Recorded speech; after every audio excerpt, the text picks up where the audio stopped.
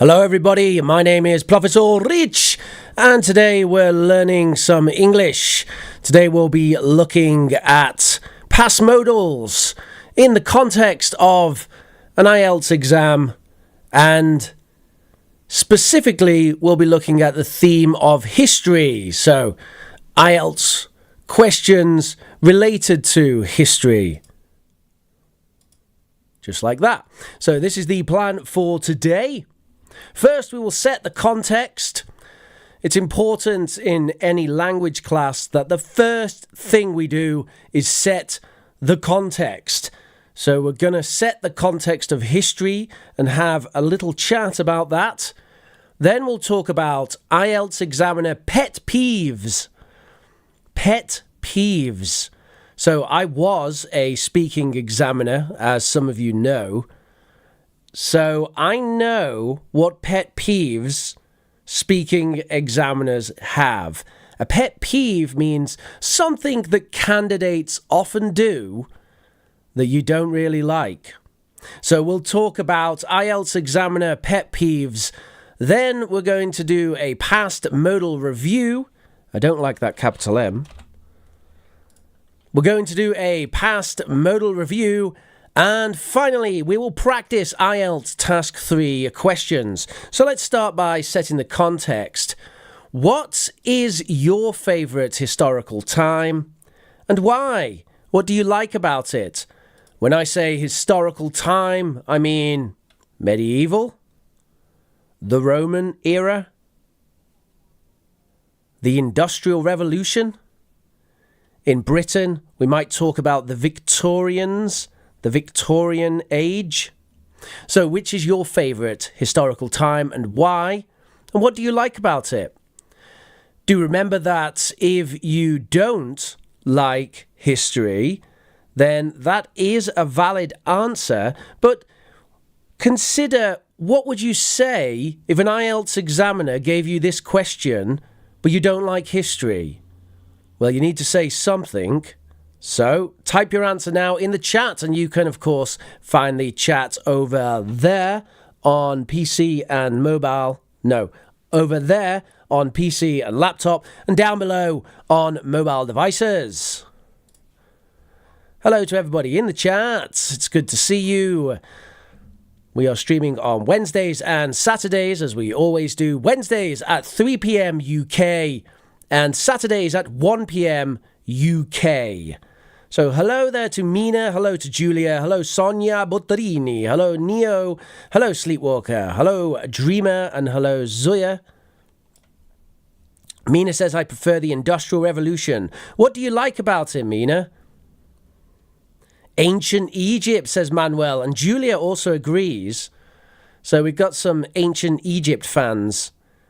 What do you like about the ancient Egypt times?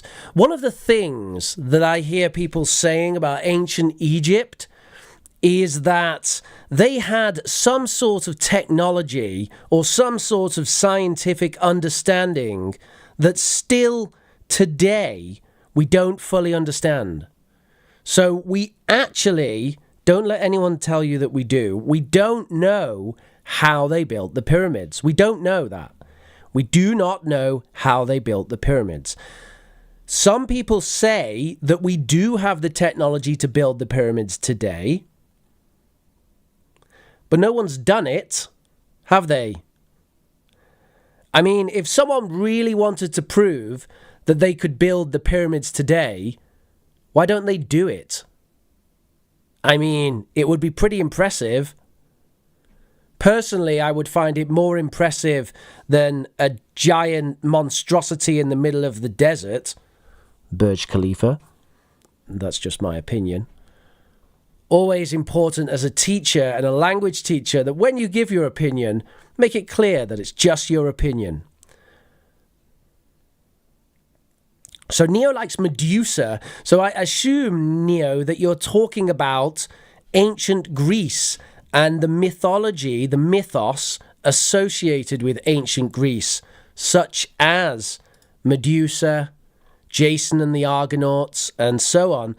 And Sanjan says the correct answer, which is, of course, the Roman Empire. Sleepwalker says, in my opinion, the whole past can arouse our interest. To be accurate, how society and traditions have evolved. So does that mean, Sleepwalker, that your objective as someone interested in history is to try to be accurate about how society and traditions evolved? We're trying to find the facts in the past.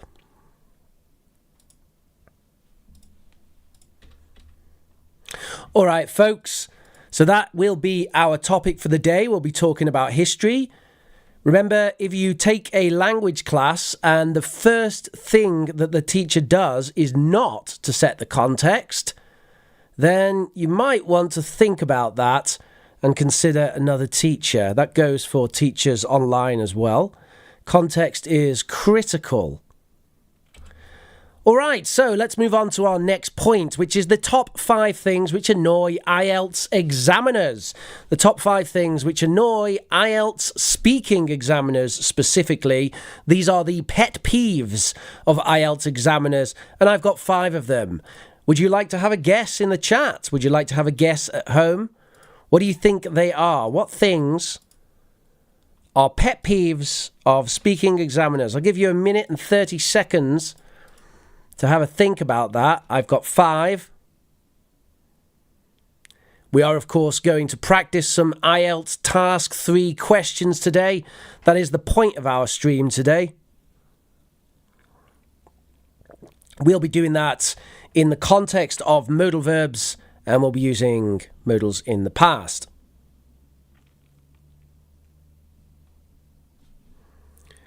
So Anawat says being repetitive. And Shimi says saying between every sentence. Anawat says copying a model answer. That's an interesting one, Anawat. And that is the closest suggestion that we've had so far. A teacher, Mujahid, says stress. What do you mean by stress? Do you mean sentence stress, word stress, or that the student is stressed? And if so, why would the examiner be annoyed at a student being stressed? Zoya says grammar mistakes and repetition. Sleepwalker says inaccurate answers to questions. Julia says using jargon. And we have hesitation from Ashley Chen. Lack of fluency, says Sonia. Redundant words. Okay, so we've got lots of interesting things here. A lot of you are thinking of this in terms of what would an examiner mark down in a speaking exam? Because you're saying things like grammar mistakes and things like that. Now, it's true that a lot of grammar mistakes would indicate a lower band in speaking in an IELTS exam. However, I wouldn't say it's particularly annoying for an examiner to hear grammar mistakes. They don't get annoyed at that, you know? Like, grammar mistakes are just a part of life. So, as an IELTS examiner, you're going to hear loads of grammar mistakes. If you got annoyed at grammar mistakes, you'd be annoyed all the time. And the same goes for things like students saying, I mean, yeah, it's a little annoying, but it's not that annoying. And actually, it's kind of natural to say the occasional and ah. Everybody does it. They're called fillers. If you want to be a really good public speaker, then you can try to eliminate fillers. Or if you want to, for example, have an online stream where you need to sound like some sort of podcaster or radio host, you might want to work on your fillers. However, in real life, people use fillers all the time. And although they are a little annoying, especially if they're overused, I wouldn't say that they're in the top 5 things which annoy an IELTS examiner. Let's see what we've got then. So, number 1, memorizing answers. If you memorize a full answer, it's almost always obvious, and it basically always sounds bad, and it's annoying. Number 2, overuse of specific idioms I'm going to give you examples for all of these, by the way, so you're going to see exactly what I mean when I talk about these things. Next, we have complaining about the exam. Would you believe that it does happen, and not entirely rarely, I would say maybe about 1 in 50 students actually complain about the exam during the exam. That's a bad idea. Next, giving very short answers. That's annoying because the examiner only has a specific set list of questions for you. So, if you give very short answers to the questions, then the examiner could run out of questions to ask you. And that's a real problem for you, actually, more than anything. And then we have trying to be inappropriately friendly with the examiner. Trying to be inappropriately friendly with the examiner. And I'll talk about what that means in a moment. So let's have a look at some of these. First of all, memorizing answers. So a classic one here is when the examiner will start with certain questions that the examiner asks to every candidate. And one of those is, where are you from? It is really annoying when someone has a very specific answer memorized for that. Here's an example. This is similar to answers that I really heard while I was speaking exams. So it says, I am from Valencia. It is a small town on the east coast of Spain. It have about 800,000 population. It is famous for the Albufera, a small lake just to the south. In the Albufera, we grow rice for our famous cuisine known as paella. Thank you. So this is an inappropriate answer to the question, where are you from? It gives me details which don't really make sense for that question. Talking about 800,000 population, what is going on here? You might also notice that we have a small grammar mistake here, which is classic of this kind of thing. So answer appropriately and do not memorize extensive answers. They'll basically always sound bad. It's not just a case of, oh, you memorized it, so I don't like it. It's also a case that when you read something you've memorized in your head, it just doesn't sound communicative. It doesn't sound natural. The pronunciation is often off. Let's move on to the next one. Number 2 is overuse of specific idioms. So for this one, I've used the example of, do you work or are you a student? Do you work or are you a student? This is basically a nice way of saying, what do you do? Right? In common language, what we say is, what do you do? What do you do? Hi, nice to meet you. What do you do? Do you work or are you a student? So overuse of specific idioms. Diving straight into the heart of the matter, aren't we? Well, let me paint you a picture. I'm having a whale of a time at university, but here comes the elephant in the room. I'm not just a student lost in the ivory towers of academia. I've also thrown my hat into the ring of the working world, where I've quickly learned that it's not all... Thank you. Okay, thank you, Mr. Thesaurus. We don't need that many idioms in one answer. In fact, idioms are a rarity. We shouldn't be using more than 2 idioms, really, in an answer. If you're using this many idioms in one answer, it's gonna sound weird. It's gonna sound like you rehearsed idioms too much. Remember that the exam is to test your communicative ability in English. We're not necessarily testing your ability to memorize idioms. The other thing about idioms is they're often more specific than you realize, which means if you use lots of them, likely you will also misuse some of them. So you need to be very careful using idioms. There are some idioms which I do recommend, and I've done a video on that in the past, a class. So if you look through the live class archive, you'll find my class on idioms, where there are some idioms I recommend, like the elephant in the room, which I think is a really nice idiom to use. Next, complaining about the exam. Yes, it happens. People complain about the exam during the exam. Here's an example. Do you think it's important to teach history at school using our topic of the day, history? That's not a very good question, because I don't like history. And what more can I say about that? What do you want me to say? Right?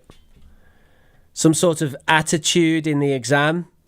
This often happens with, not often, but this sometimes happens with teenagers who think a lot of themselves. It's definitely happened for me with teenagers, where they've just assumed that the exam doesn't matter and their English is very good, and they say this sort of thing, and then they fail the exam. So don't do that. Giving very short answers. Do you think it's important to teach history at school? Yes, it is very important.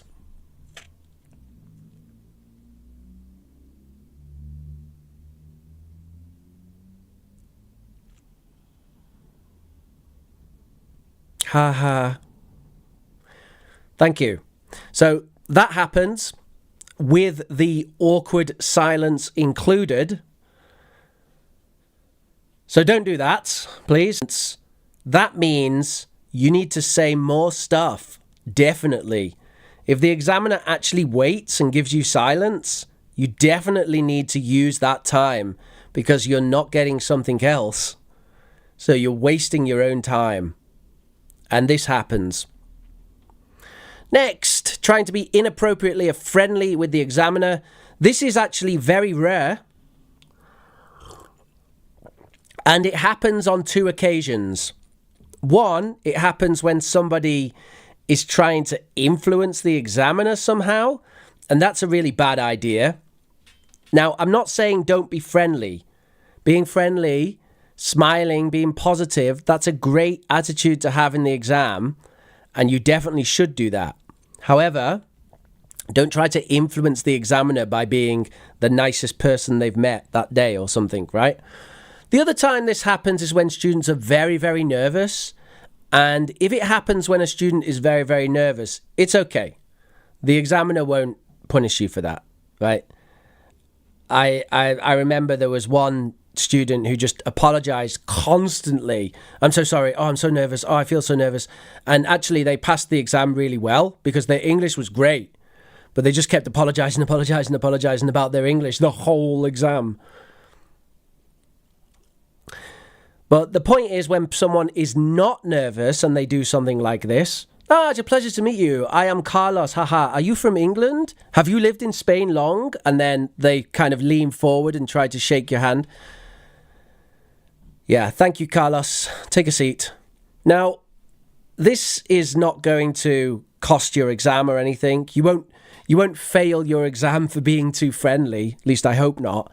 I'm just telling you it's something that might annoy the examiner if you're going a bit overboard. Don't bring the examiner gifts or anything. That's a bad idea. You actually can fail the exam for that. So don't do that. They're not your friend, okay? They will be friendly. They will be friendly, but they're not some English person you've met on the street where you can chat to them about, oh, great, are you enjoying Vietnam? Okay, they're the examiner. So polite, friendly, but not inappropriately friendly. All right, so that's my top tips for avoiding the pet peeves of the examiner.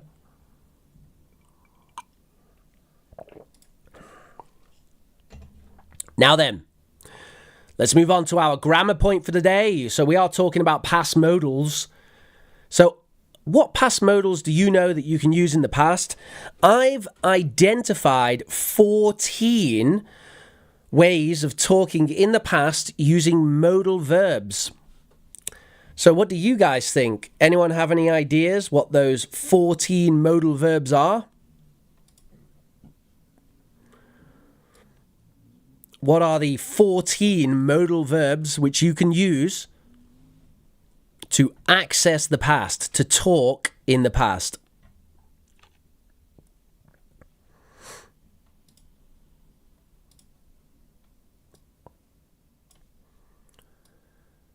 I am actually trying a very high compressor on the audio today. Let me know how you find the audio today, whether you prefer it or not. We might have a vote a little bit later on.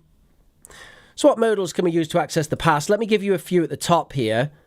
So we've got, of course, just the standard modals of would, could, just used as they are. We can use those to refer to the past.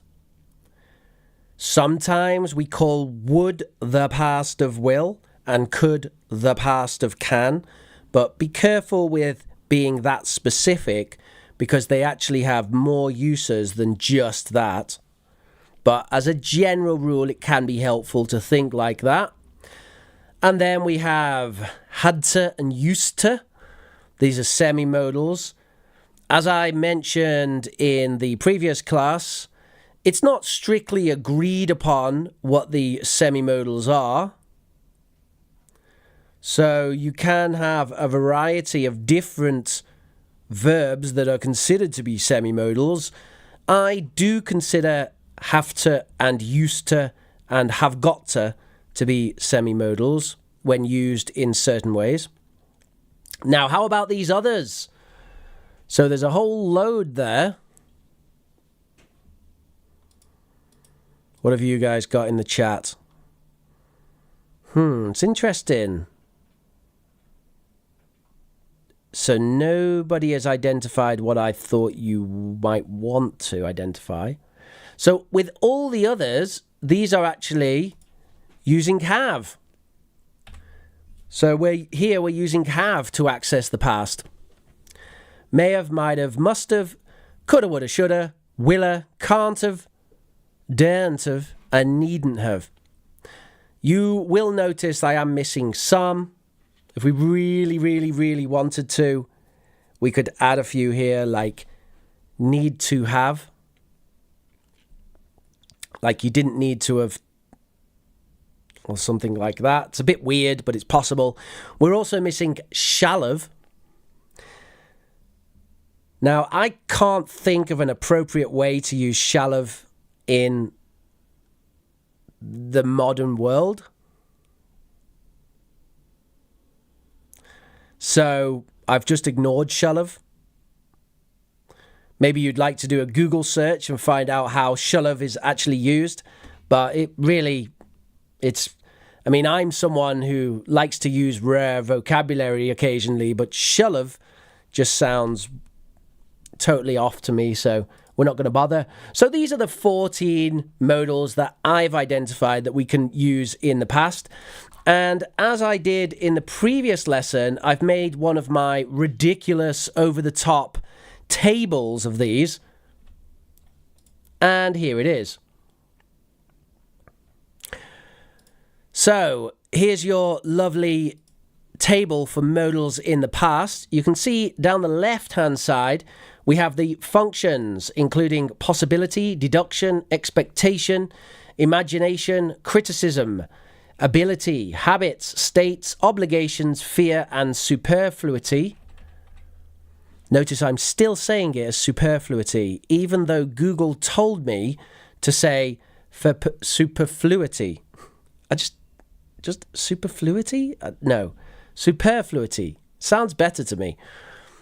Right. And then across the top, we've got would, could, had to, used to, may have, might have, must have. By the way, you can have may have or you can have mayor as well. Mayor, might have, must have, coulda, woulda, shoulda, coulda, woulda, shoulda, coulda, woulda, shoulda. Kids say that to each other sometimes. Like, oh, I would have come if you'd told me about it. And they say coulda, woulda, shoulda as criticism to say, oh, you should have come anyway. Coulda, woulda, shoulda. Willa, can'ta, daren't have, and needn't have. So we're using the same key as last time, where we have smiley, great choice. We got good choice, possible choice, but situational, and then no. No. So as you can see with this one, compared to our table about the present, there's a lot more no for this one, which I found interesting. There are also still some very popular functions, and we can see here that possibility seems to be very popular, and deduction seems to be very popular. So it seems like there's a lot of ways of expressing possibility and deduction in the past using modals. And then we have some other quite common ones like expectation, imagination. We can see some patterns as well, where we can see that there's a concentration here in the bottom left with just an occasional addition over on the right. And then there's a concentration here in the top right. So I found those patterns interesting. They are completely coincidental. I did not design this table with much logic in mind.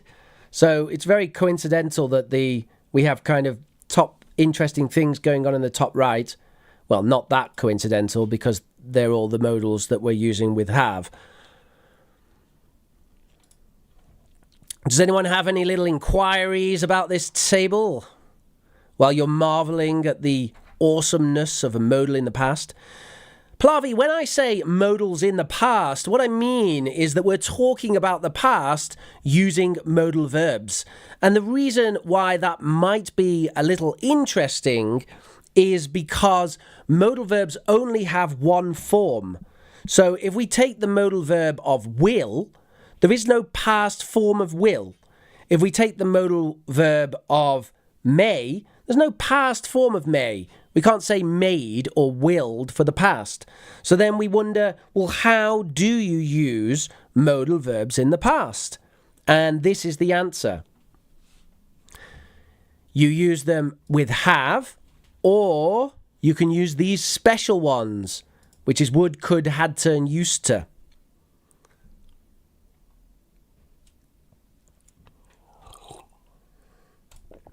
Come on, Manuel, don't be a Philistine. Emojis are very funny and everybody loves them.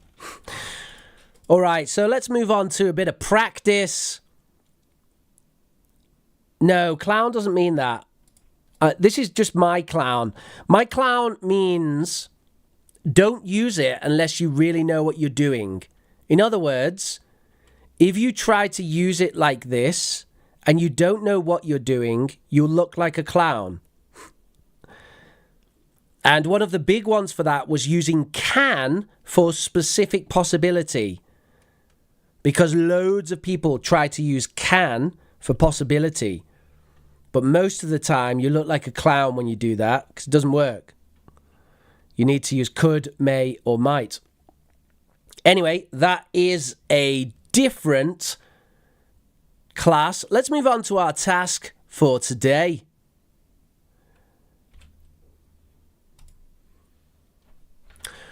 So, we're in IELTS mode, folks. We're in IELTS mode. Here is your IELTS speaking exam. Why is it useful to know about events in the past? Why is it useful to know about events in the past? So, what things could we say in answer to this? This is task 3, IELTS speaking.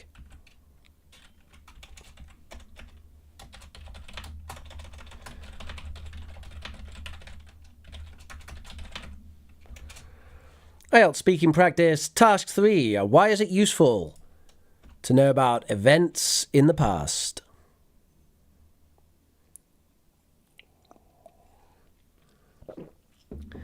While you guys have a think, I'm going to pour myself another coffee. Got some syrup on my desk somehow, which is really annoying.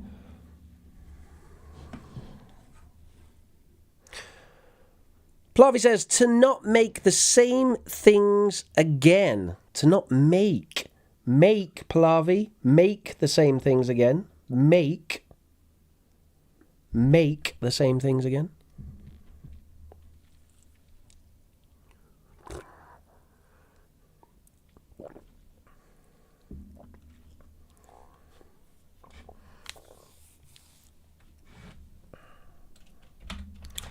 So we might want to mention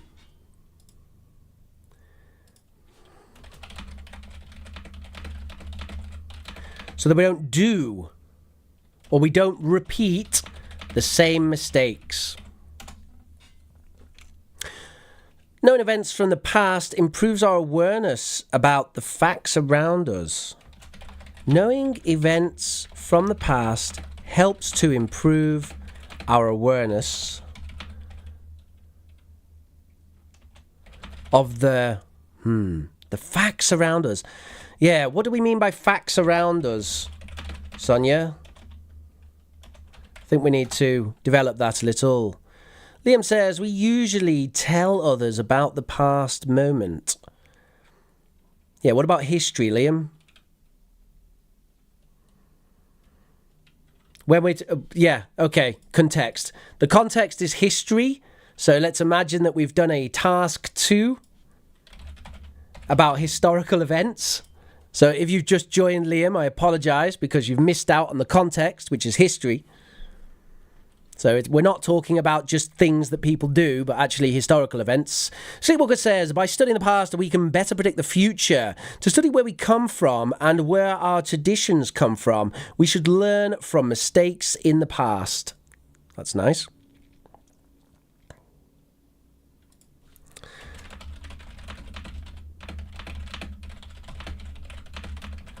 By studying the past, we can better predict the future. So I'm going to just fix up Sonia's here. Knowing events from the past helps us to improve our awareness of...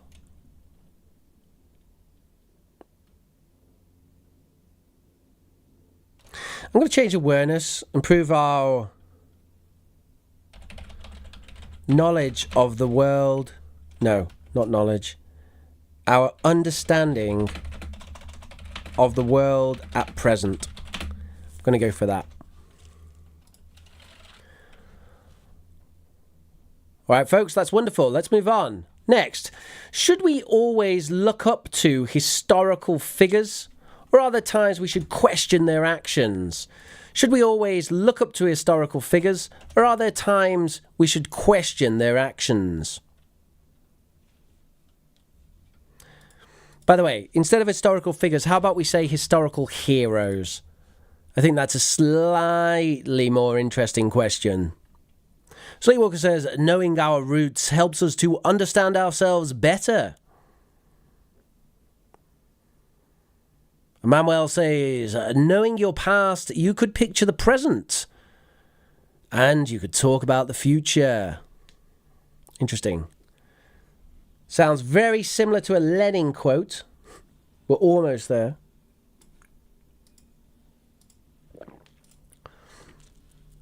I had a question, actually. Yeah, go on. Let me ask you.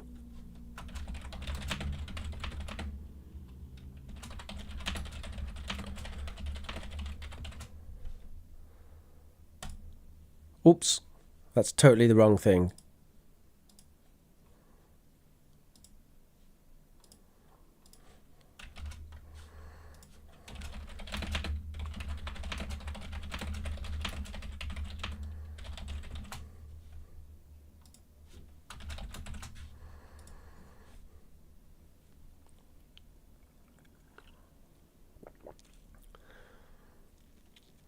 Sleepwalker says we should study from various sources about historical heroes.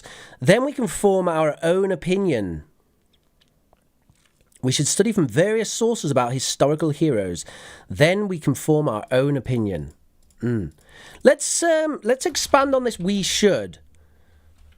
I think we can make that a little bit better.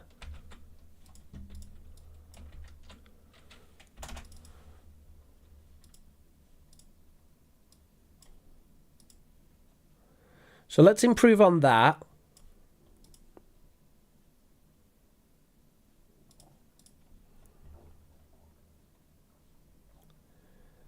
And I want to improve on we can as well. I know that we've just studied modals, but I think we can improve both those things.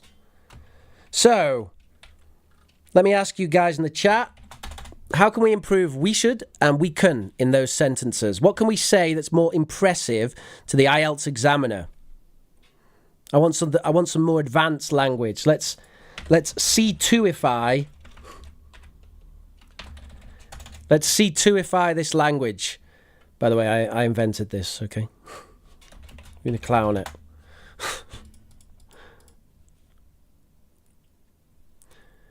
Sonia Butterini says, heroes are humans. They made crucial decisions. What is important is to understand why. We need a to in there, Sonia. What is important is to understand why.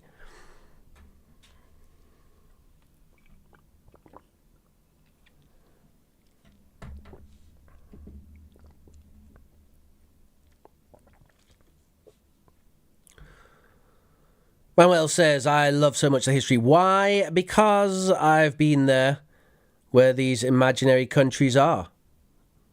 Imaginary countries, Manuel?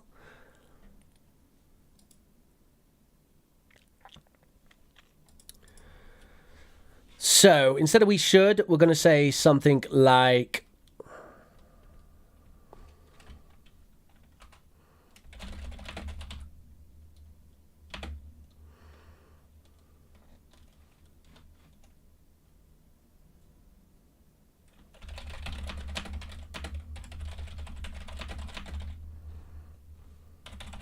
I think it's critical to our understanding that we might be a good idea for us to, or in fact, let's say it's probably a good idea for us to study from various sources.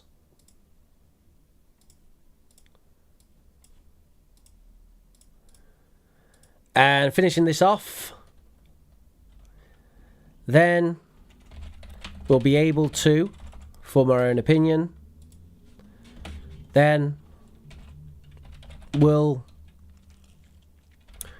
be better suited to forming our own opinion. Better positioned to form. Then we'll be better positioned to be able to form our own opinion. There you go. All right, so there's two slightly more advanced ways of saying that. Not entirely, Pallavi. It's just that I'm giving you an example of how to make your language more advanced. That's all. The C2 thing was kind of a joke. I think it's sort of a running joke, isn't it? That everybody seems to say, this is how you get C2. So, yeah.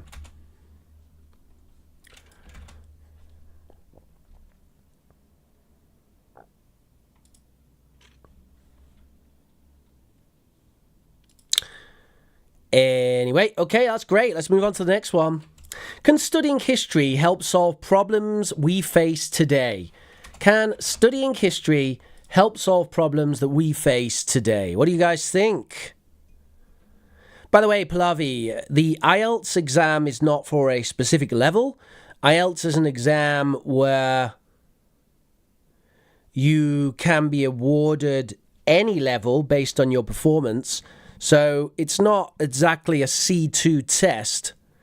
It's a speaking test for all levels.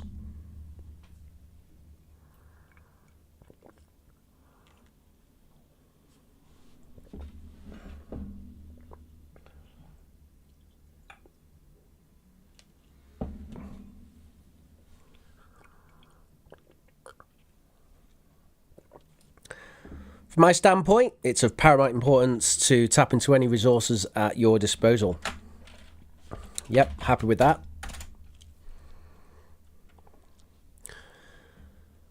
The past and the present are slightly different, sir.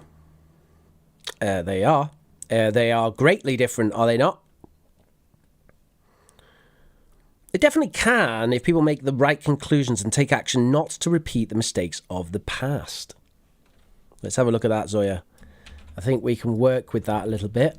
It definitely can if people make the right conclusions and take action not to repeat the mistakes of the past.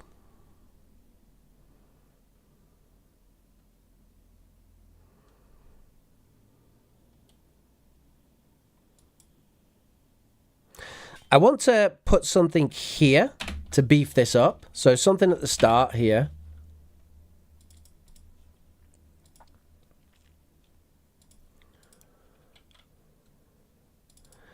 That make is not good. We need to change that.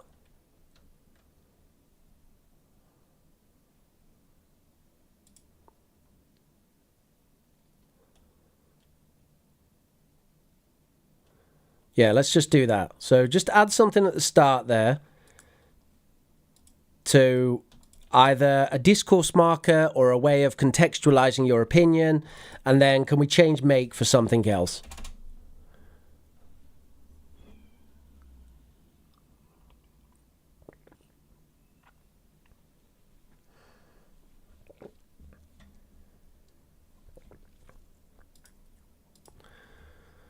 So there's a very lukewarm response to the suggestion to reacting to Luke's English podcast, although there's 33% say who. Maybe I'll do that on Saturday instead then. Does the IELTS speaking test need a long answer while speaking? Well, it's a 15-minute test, Pallavi. And it's just you and the examiner. Would you like a model answer? Once we correct this, I'll give you a model answer. So let me give you a correction first of all. In my opinion, it definitely can if people are able to come to the right conclusions. That's what I wanted to say there.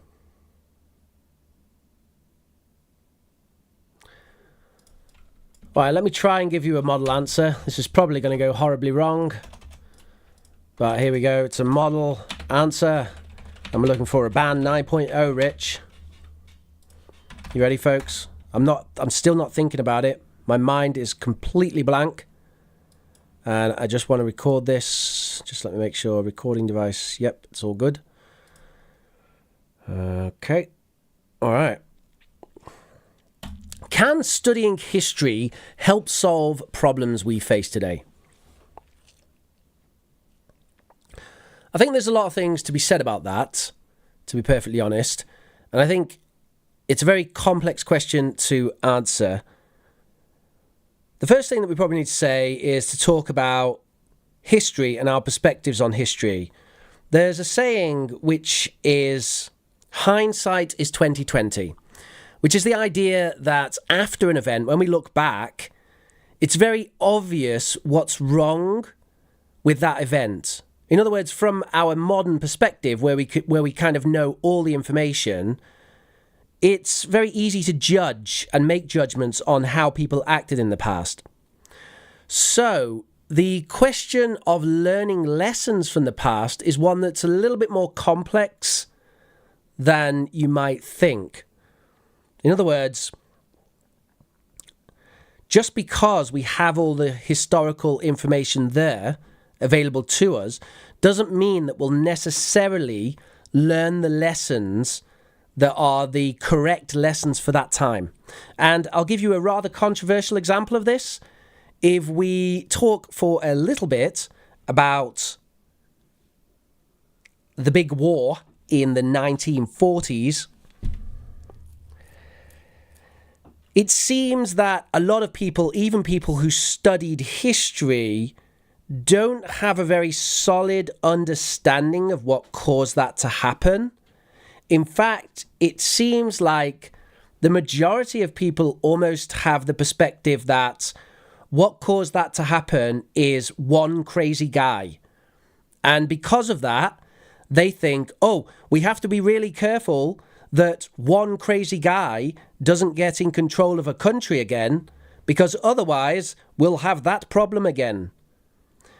But if you actually study that subject, you will realize that it is not one crazy guy that caused that problem. In fact, the one crazy guy was just a necessary element that would come along because of other circumstance. So the point that I'm making is it can be quite difficult to learn the actual accurate lessons with history. It's actually, it's tough. So if we were to say, can studying history solve problems we face today? Yes, it can.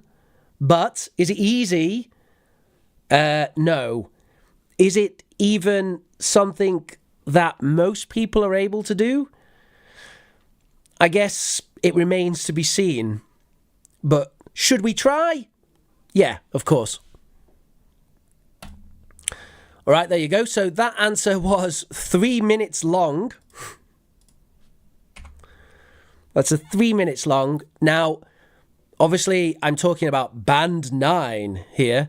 So we're talking about native speech. Native level speech. And you wouldn't be expected to give an answer that comprehensive. Of course not. Nevertheless, there's a good example for you. Now, what we're going to do, since we've done that, let's have a listen to it. So we're going to listen to my answer that I just gave. And while we listen, I want you to type any interesting language or phrases that you hear into the chat. And I will do the same. So once again, we're going to listen to that again. The 9.0, Band 9.0, that's what I'm typing now. Band 9 answer that I just give for IELTS. And I want you to type in the chat the interesting language that you hear, and I will do that as well on the screen.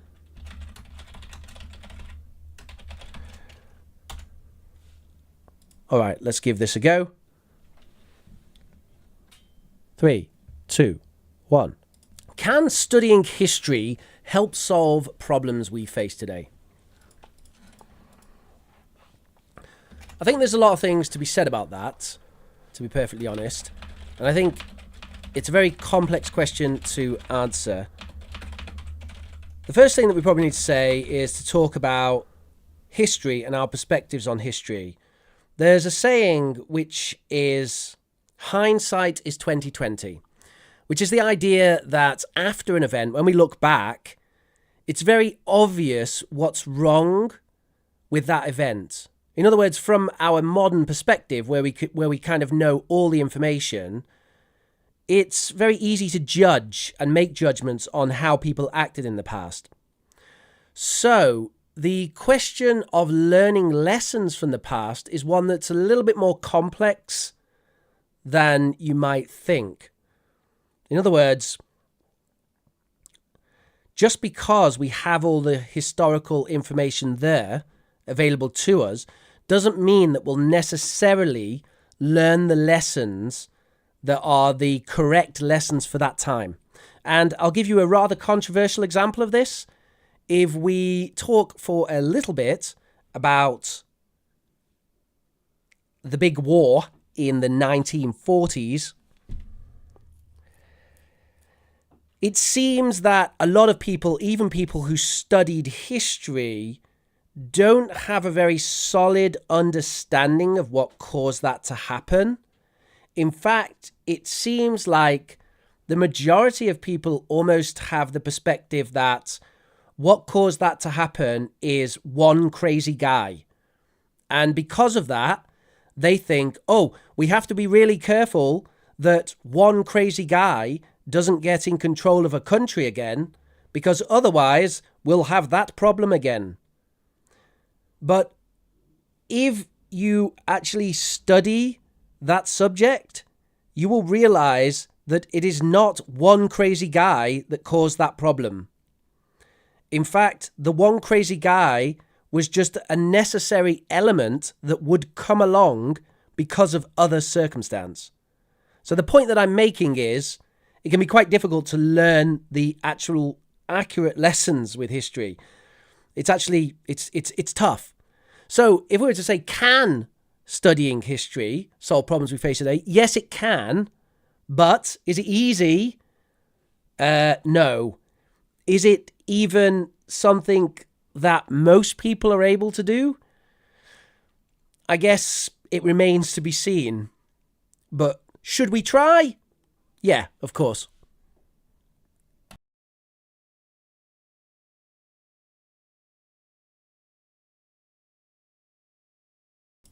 All right, hopefully that was helpful bit of vocabulary mining for you. Alexander says, do you excuse crazy guys? No, of course not.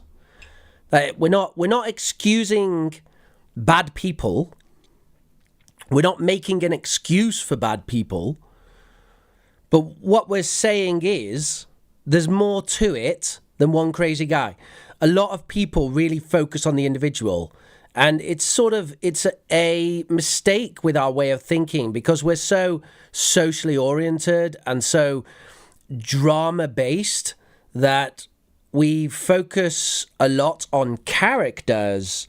So when we have like a bad guy to focus on, then we look really strongly at that bad guy, but we're blinded to the surrounding context, which is critical.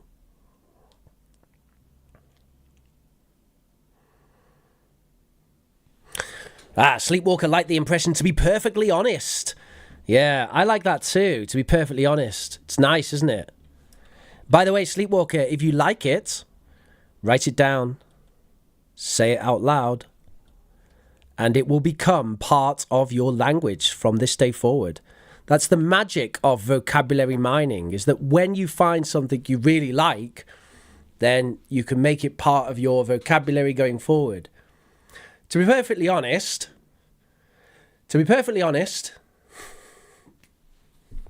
it's a good hedging expression, isn't it? Let me tell you about this. Listen, to be perfectly honest, it's not something I can recommend. To be perfectly honest. All right.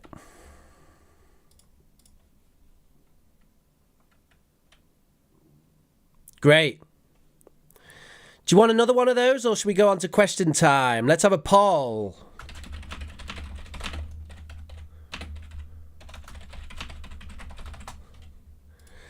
You got 60 seconds for this one. Vote quickly.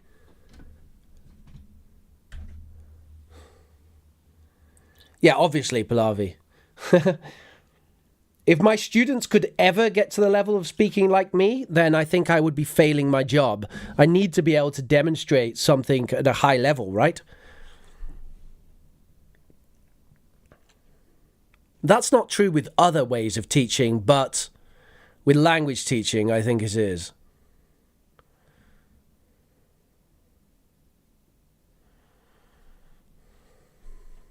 Ten seconds for the poll.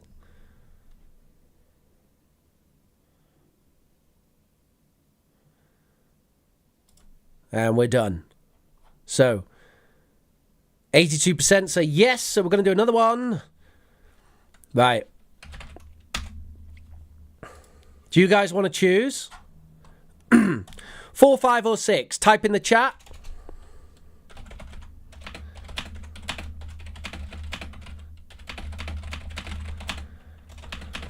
Four, 5, or 6. Type in the chat you want the one you want to hear. Go for it. 4, 5, or 6. Let's go. Put me on the spot. No, I'm not even going to look at them. Not going to look at them. I'm not looking. 4, 5, or 6. What do you think?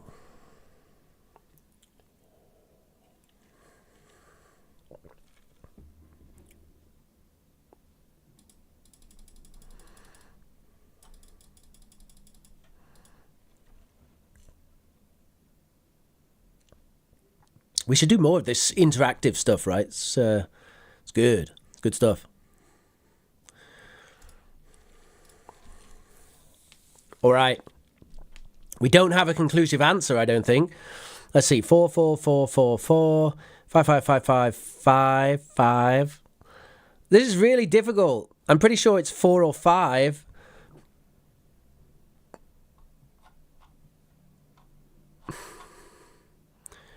Right, I'm going to go with Mina.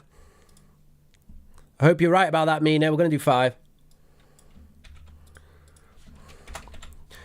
Go. Hit record. Boom. Notice how 5 has become 7. How has technology changed the way we find out about and understand history?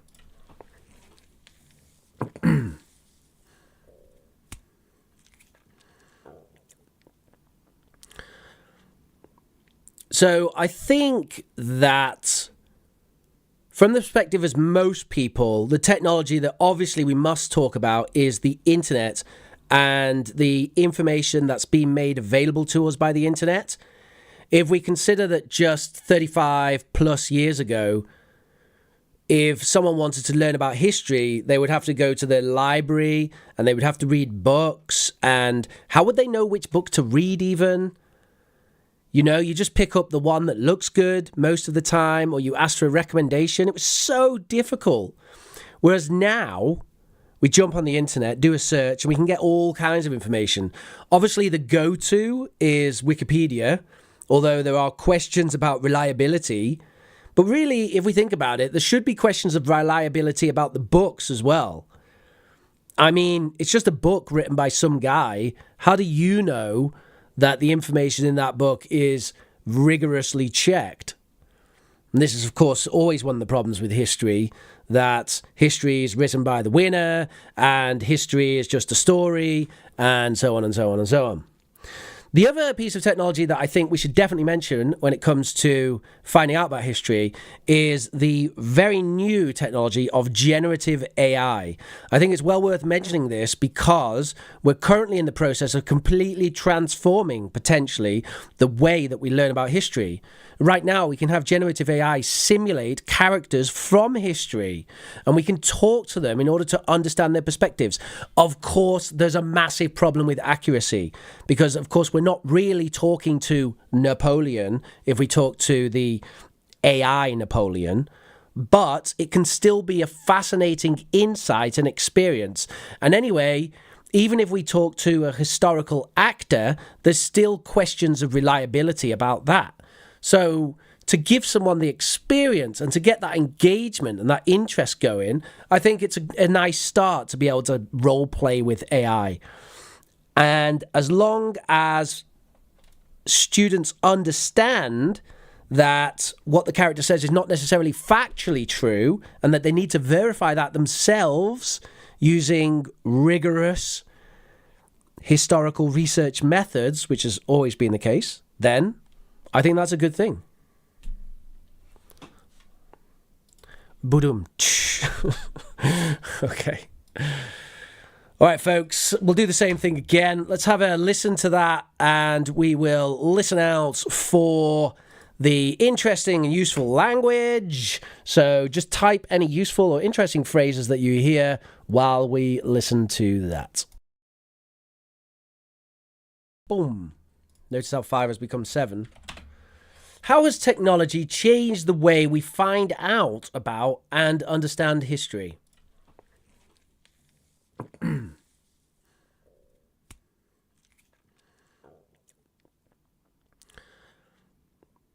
So I think that from the perspective as most people, the technology that obviously we must talk about is the internet and the information that's been made available to us by the internet. If we consider that just 35 plus years ago, if someone wanted to learn about history, they would have to go to the library and they would have to read books. And how would they know which book to read even? You know, you just pick up the one that looks good most of the time, or you ask for a recommendation. It was so difficult. Whereas now, we jump on the internet, do a search, and we can get all kinds of information. Obviously, the go-to is Wikipedia, although there are questions about reliability. But really, if we think about it, there should be questions of reliability about the books as well. I mean, it's just a book written by some guy. How do you know that the information in that book is rigorously checked? And this is, of course, always one of the problems with history, that history is written by the winner and history is just a story and so on and so on and so on. The other piece of technology that I think we should definitely mention when it comes to finding out about history is the very new technology of generative AI. I think it's well worth mentioning this because we're currently in the process of completely transforming, potentially, the way that we learn about history. Right now, we can have generative AI simulate characters from history, and we can talk to them in order to understand their perspectives. Of course, there's a massive problem with accuracy because, of course, we're not really talking to Napoleon if we talk to the AI Napoleon, but it can still be a fascinating insight and experience. And anyway, even if we talk to a historical actor, there's still questions of reliability about that. So to give someone the experience and to get that engagement and that interest going, I think it's a nice start to be able to role play with AI. And as long as students understand that what the character says is not necessarily factually true and that they need to verify that themselves using rigorous historical research methods, which has always been the case, then I think that's a good thing. Alrighty. By the way, if you would like to get the MP3s for either of those Band 9.0 IELTS answers, then join our Discord server and I will post them there. You can, of course, join our Discord server in the link down below the video. I think it says something like join our chat server. And you can, of course, see the very useful language on the screen right there.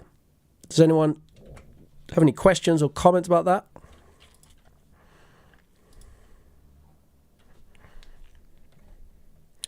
One, two, one, two, one, two. There we go. Bringing the volume up. The question of likability. Liability? Likability? What are we talking about there, Vladimir? Zoya says, if we consider that, do a search. Question about religion. Oh, I see. That's your list of excellent vocabulary. Fantastic. We should definitely mention is a useful phrase. Yes, it is. I love it. We should definitely mention. We should definitely mention. Wonderful.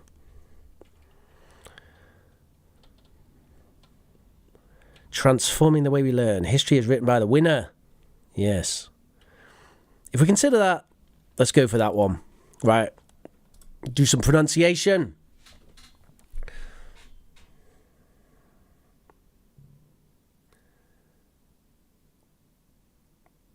If we consider that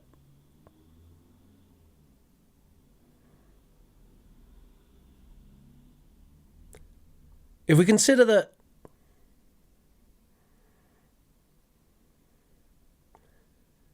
consider that history was written by the winner,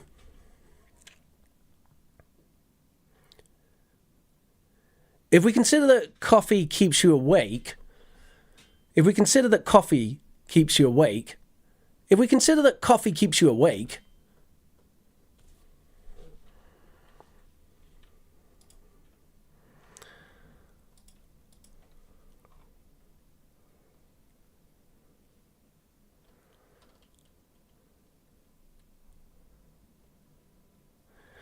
all right, folks, so here are notes from today.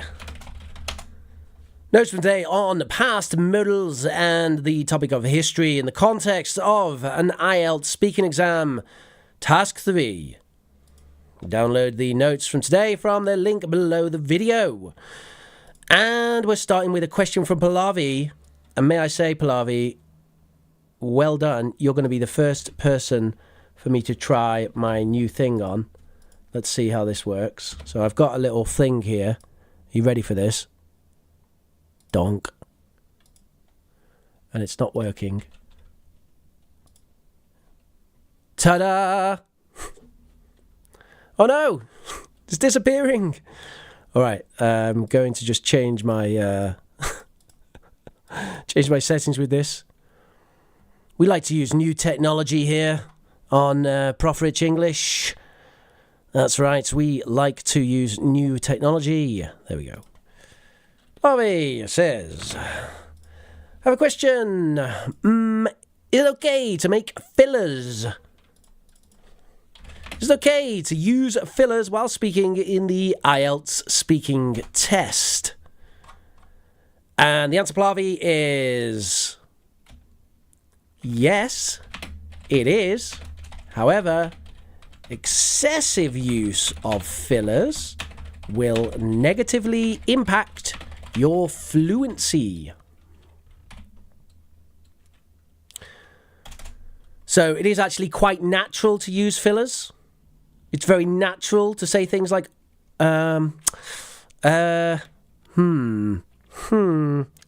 It's natural. People do it all the time. But if you do it a lot, then it indicates that you have a fluency problem. In other words, it is difficult for you to maintain a flow of speech. And we want to ensure that we demonstrate that you can maintain a nice, a good, a fluid and rapid flow of speech.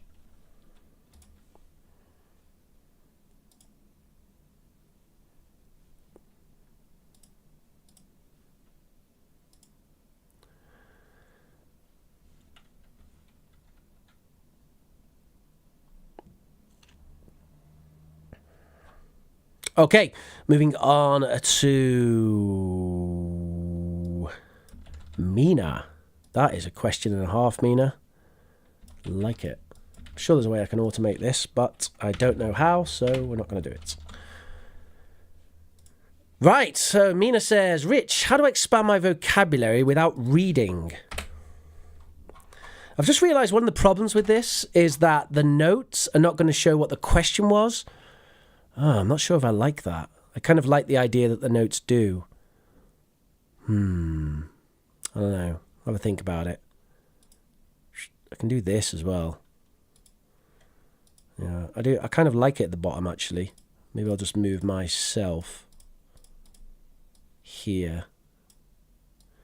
Do we prefer it at the bottom or the top? Oh, what do you guys think? All right. So Mina says, Rich, how do I expand my vocabulary without reading? Whoa, Mina, lots of ways you can expand your vocabulary.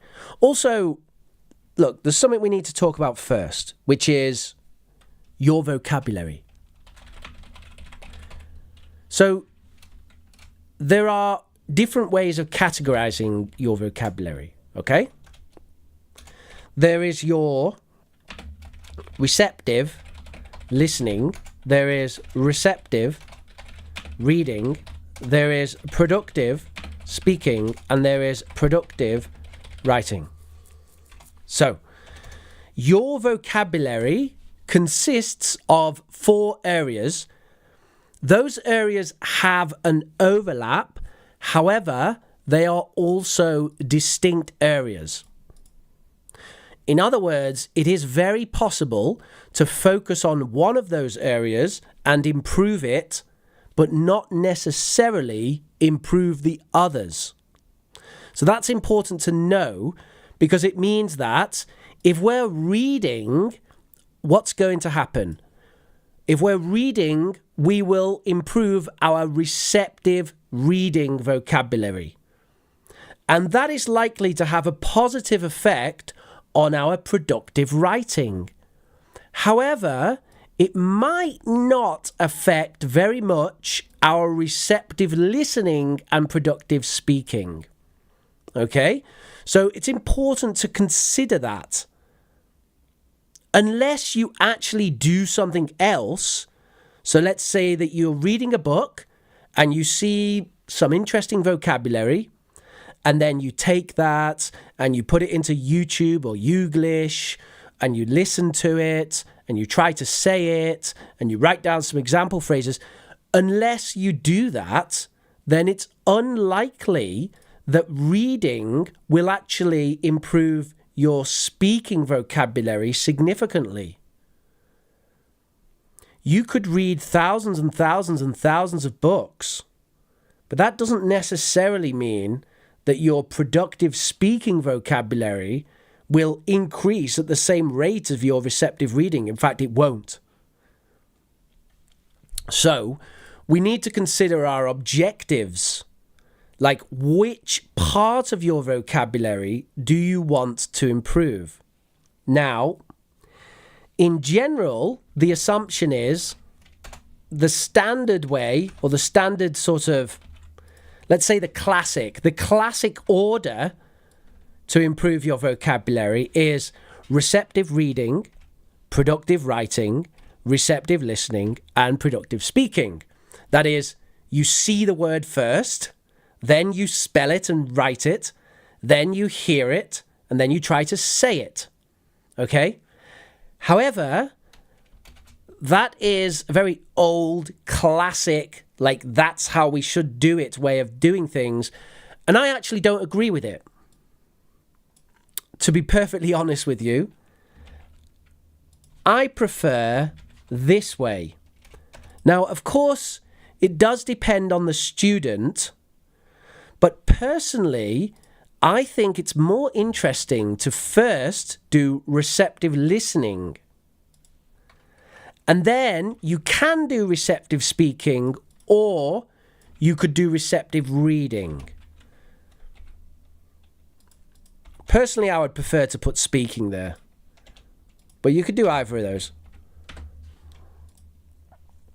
So the idea is that your first exposure or your first noticing of new vocabulary is to listen. Right? Oh, another thing you can try, by the way, is you can listen and then try to write it. Oh, that's brilliant. Yeah, I love that. I love that. I do this a lot in class. We call it a dictogloss, which is where I will say a little paragraph 2 times, and then I ask the students to try to write the words they heard. So that is receptive listening plus productive writing together. And that's really interesting because it really helps to tune your ear in, right? So do you see what I'm saying here, Mina? The point I'm making is that you need to consider these different aspects, these different areas of vocabulary. Vocabulary is not like one thing. Like, I learn absolutely fantastic, and that means that I know how it sounds, how to say it, how to write it, and when I read it, I know what it means. It doesn't necessarily work like that.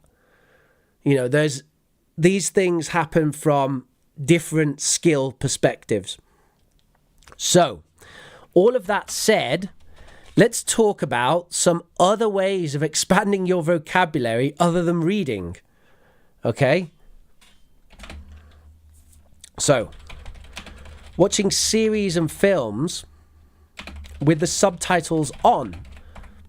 You can do it with the subtitles off, but if you watch series and films with the subtitles on, it can help with that idea of hearing it and then checking.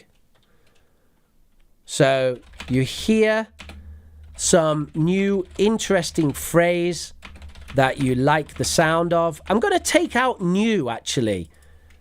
Forget new. Maybe you hear a phrase and it's not new, but you like it. And you think, hey, I don't use that. I want to use it. So you hear some interesting phrase that you like the sound of, and you think, yeah, wouldn't it be cool to say that phrase? Right? So then you check how it's written by looking down at the subtitles, right? And then maybe you make a note. And then later you can come back to that notes. This is when you finish watching your film. You come back to your notes and you work with that vocabulary to try and incorporate it to your productive speaking. If that's the idea, by the way. How about receptive listening? What's the best way of improving receptive listening? Watching films, series, or listening to podcasts without any subtitles. That is the best way of improving receptive listening. You don't need to do anything. You don't need to write anything down. You don't need to do anything. Just watch or listen to a podcast without any subtitles. However, you must choose comprehensible input. That's important. So what that means is you can't just listen to something you completely don't understand. That doesn't work. We need to listen to something that you understand, but that has vocabulary you're not sure about. And if you do that, listen to something that you understand, but also has new vocabulary, like, for example, ProfRich teaching podcast, whatever this is, live stream. If you listen to something that you understand, but that has new vocabulary, then your receptive listening vocabulary will increase. It will just increase naturally. You don't actually need to do anything. And actually, you generally find that with receptive skills, that they will increase just by doing the thing. Of course, that's actually the same for productive skills. You know, if you speak, then your speaking improves, as you might imagine. But the point is, some people think, oh, you need to stop the podcast and make a note and all this stuff. You only need to do that if you're concerned about productive vocabulary. If you're just working on your receptive vocabulary, you don't actually need to do that. And in fact, it might be better that you don't, because you want to maintain that flow, right? Another way that I can particularly recommend, this is not an option that's available to everyone, but a language exchange. It's a great way to improve productive speaking. A language exchange just means that you go to an event where you spend 30 minutes speaking in English and then 30 minutes speaking in Spanish. And while you're speaking in just those languages, you make a note of interesting phrases that come up during the discussion and try to use them. It's a really good way of improving productive speaking. And in fact, the best language learners that I've ever met in my life tend to be people who have a little notebook and they live in the country where they're learning the language. And whenever someone says an interesting phrase that they want to use, they make a note of it and they start using it immediately in their speech. And these are people who are very, very, very good at learning languages and have a very high rate of acquisition of language. All right. So I hope that helps, Mina. Mina says, I only do listening and speaking. Well, if you're not concerned about your reading and writing, Mina, then you don't need to worry about it. Unless reading and writing is important to you for some reason, or you feel that your reading and writing are weak, then you're absolutely fine just doing listening and speaking. You don't need the literacy skills. And in my experience, it's easier to learn literacy after speaking and listening than it is the other way. By the way, I'm not saying it's easy to learn literacy. Spelling in English is a nightmare, even for English speakers. However, it's certainly easier than someone who has very poor speaking and listening, but very high literacy. And we get a lot of Europeans in that situation. So a lot of Mediterraneans and Eastern Europeans who have very high literacy. I have a lot of Ukrainians right now who just have amazing literacy. But speaking and listening is a different thing. Right, let's move on to Anawat. So, Anawat says, what are the differences between deduce, infer, and assume? Okay, Deduce, infer, and assume.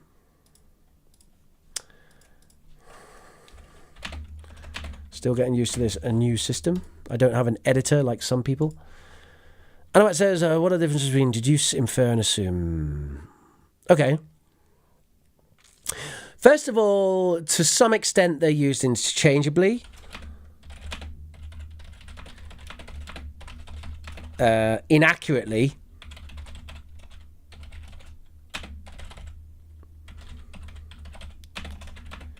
By, let's say, in common speech, right? So when someone says, like, deduce, infer, or assume,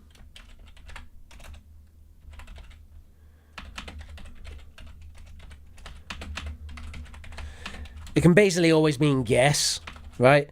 Now, that is not the scientifically correct way to use those words, but it is how people use them just in general speech.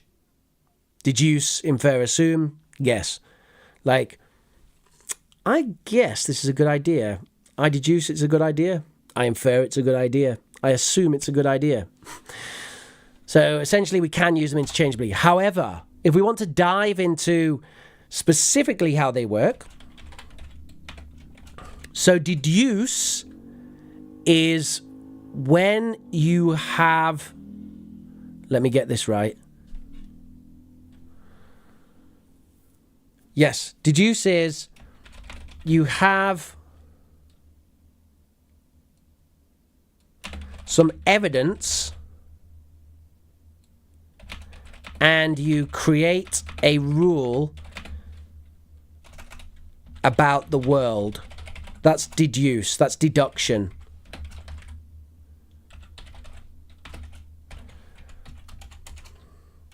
Infer or inference is you have a rule and you suppose something real about the world. So that's inference. And then guess is you imagine how you think something might be in the world. The implication is that you don't have a lot of evidence for it because it's a guess.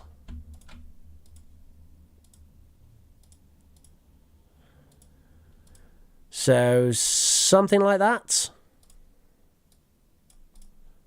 What do you think, Anawat? Does that make sense?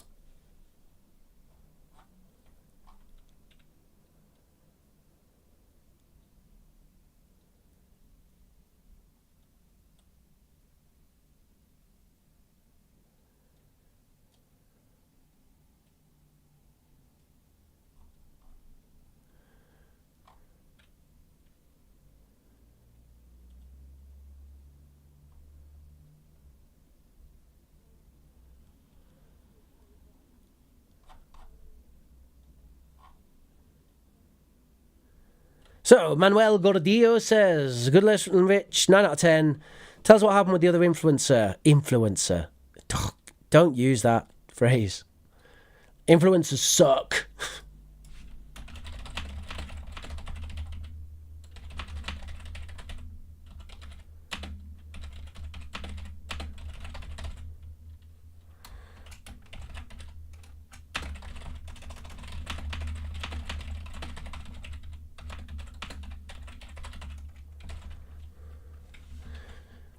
Don't listen to anyone who calls himself an influencer. As far as I'm aware, Luke doesn't, but I don't know anything about him. I actually don't know anything about him. I've seen a few of his videos and I quite like him, so I'd like to listen to what he says and see if I agree with it. I know I have a reputation for not agreeing with other people on YouTube, so I would be interested to know if I agree with Luke's take and his methodology. Right, so let's see what Julia has to say. She says, can you give me an example of otherwise used in the sentence? For example, the otherwise successful businessman. And what is the meaning of otherwise in this context? Ooh, interesting. Yeah, sorry, your question doesn't actually fit on my annoying thing, Julia. I was hoping to have my new text thing, but never mind. Did you hear that filler? I said, Right. Okay, let's give it a go then.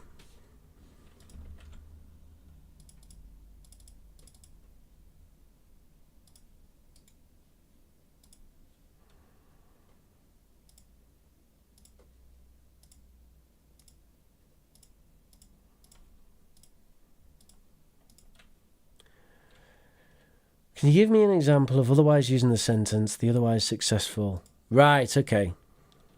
Okay, yeah. The otherwise successful, wow. Okay.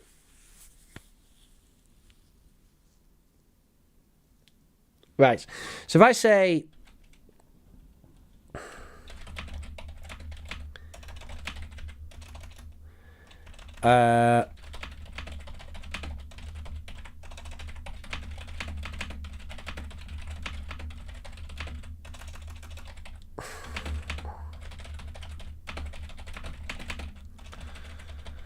the cup looks awful, which is a shame because it spoils an otherwise lovely cup of coffee.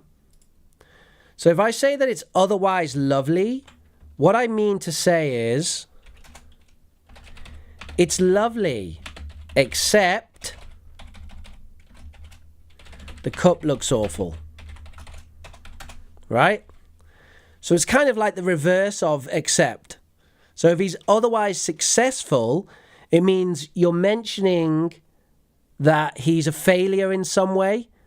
Like the otherwise successful businessman failed at this particular decision. But in another sense, he's successful, right? I wouldn't say it's necessarily negative or positive. It's just saying that alternatively or in other contexts, he's successful. All right, Sleepwalker says, Rich, what's the difference in using by foot and on foot? By foot? By foot? We'll go by foot. No, it should be on foot. On foot is normally used for travel.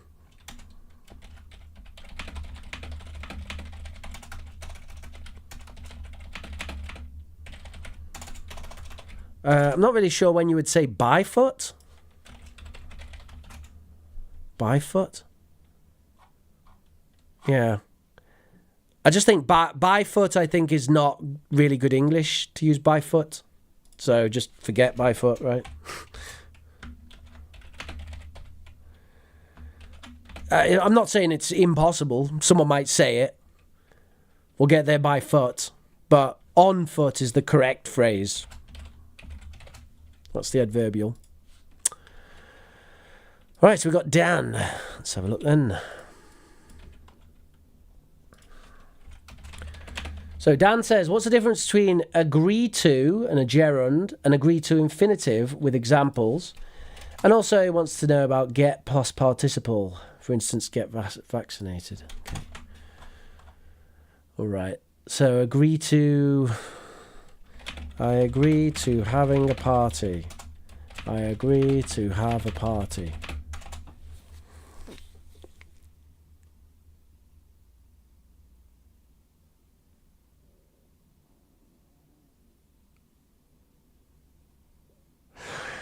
There's basically no difference there, Dan. It's very, very similar. I think we could briefly say something like this focuses on verb as process, and this focuses on verb as result. That's it. So there's a focus on verb as process versus focus on verb as result. All right. And to get to your next question, which was, could you give me a couple of examples of using get plus past participle? For example, get vaccinated. It's not get plus past participle, really. It's get plus any adjective. You can sometimes use past participles as adjective. Let me just make sure that that's right. Yeah, it is. It is. It's anything that describes a state, like an adjective. So, you know, just any adjective. Happy. Normally for this we use cheer up instead of get happy, really. So how about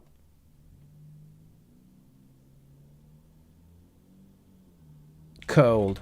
I'm getting cold.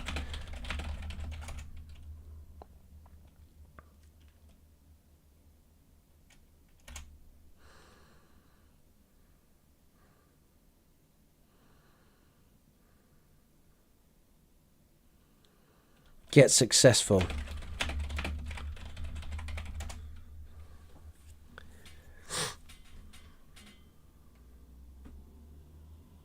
I see what you mean now, actually.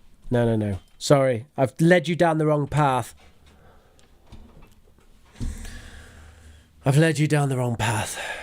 There is a passive thing going on here, isn't there?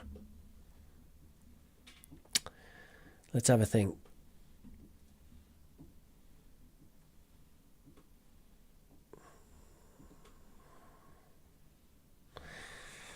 Let's see, we can get examined by the doctor, get checked, get tested,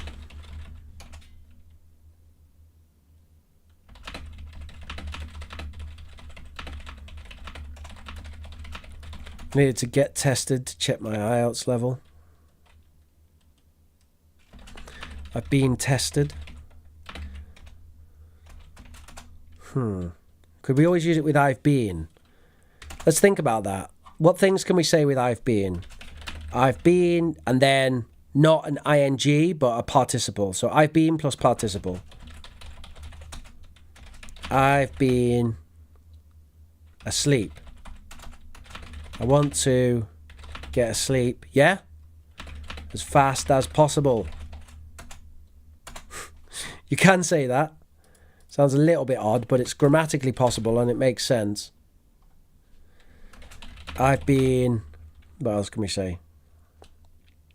Thirsty. Yeah, you can use it as get thirsty as well. I'm getting thirsty. I'm using adjectives again, though. Let's stick to these participles. Participle. Misunderstood. Get misunderstood. Can we say that? I don't want to get misunderstood. Yes, you can! I don't want to get misunderstood. Like, I don't want other people to misunderstand me. Right. Now we're getting to the bottom of this. It's when other people do something to you. Yes. I don't want to get killed. In video games, of course.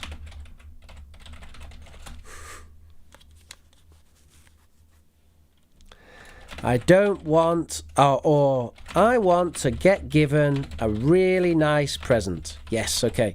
So we just need to think, Dan, of the sentence like someone does something to you, and we can basically use any participle like that, I believe.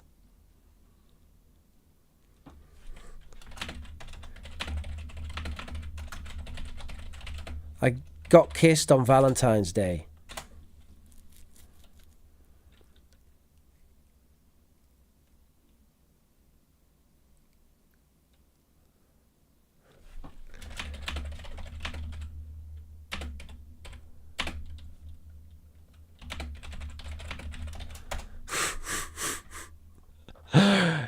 Yeah, that's how you do it. So it's when someone else does something to you.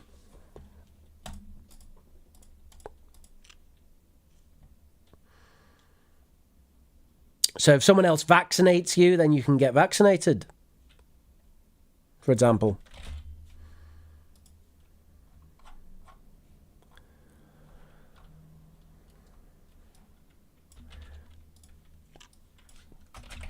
Pallavi says, what if someone doesn't like to watch anything, teacher?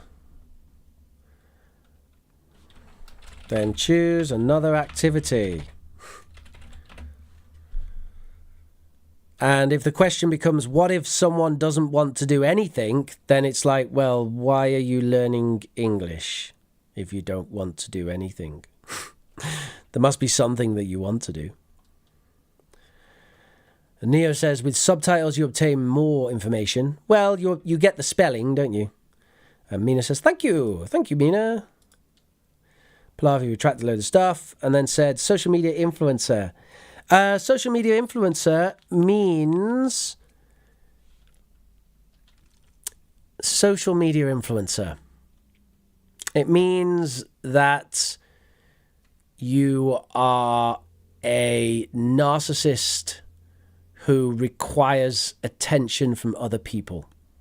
That's what it means.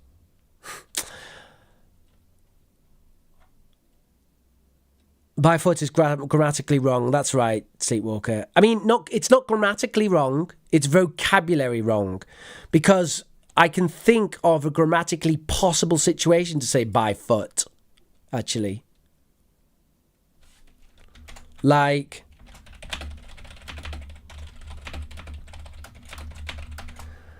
I'm writing a letter by foot. Ha ha. Right? Now, obviously, that's ridiculous, but it is possible. You could write by foot. So it's not grammatically wrong. It's just it doesn't mean... We don't use it for the mode. And by the way, it is possible to write by foot. Some people can only write by foot.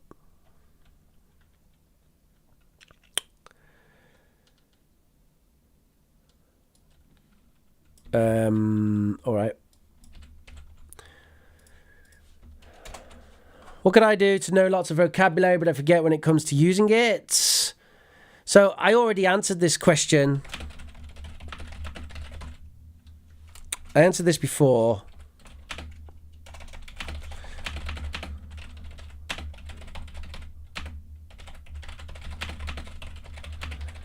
Look at my answer involving productive and receptive skills. Basically, you need to understand the difference between productive and receptive vocabulary and the different ways of learning each of them.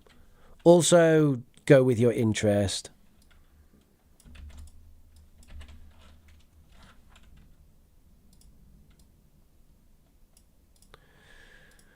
Right. Majahid. What does he say? Great lesson, Rich. May I ask you a question? What are useful phrases we can use to welcome or introduce a group of people at a conference?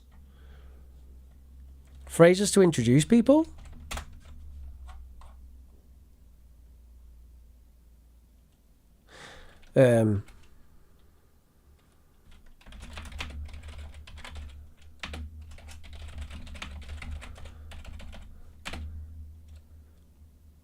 This is very polite. May I introduce Dr. whatever and whatever? And informally, you can just say...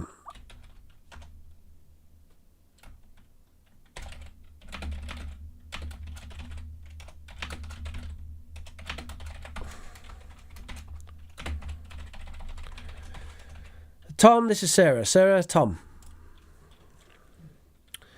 If you want to be polite, you say, may I introduce? You can also use phrases like, have you been introduced?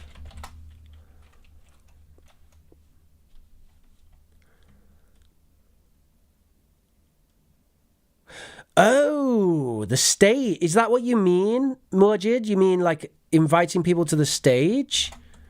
Yeah.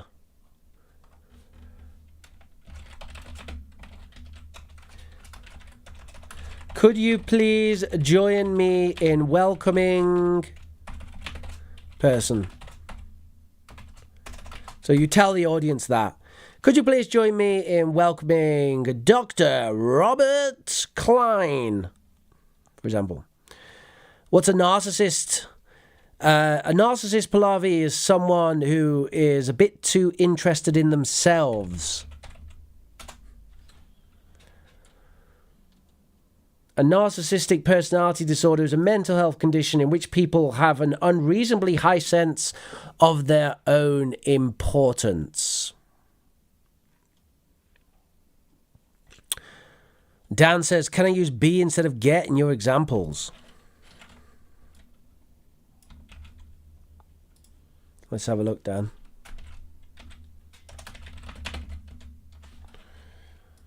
I'm trying to be professional here. I don't want to be killed. I don't want to be given. I want to be given. I was kissed. I was looked at. Yes, you can. You can. You can use be. What's the difference? That's the question, isn't it? Be is more focus on results, and get is more focus on change in state. So be is more focus on the result, and get is more focus on the change.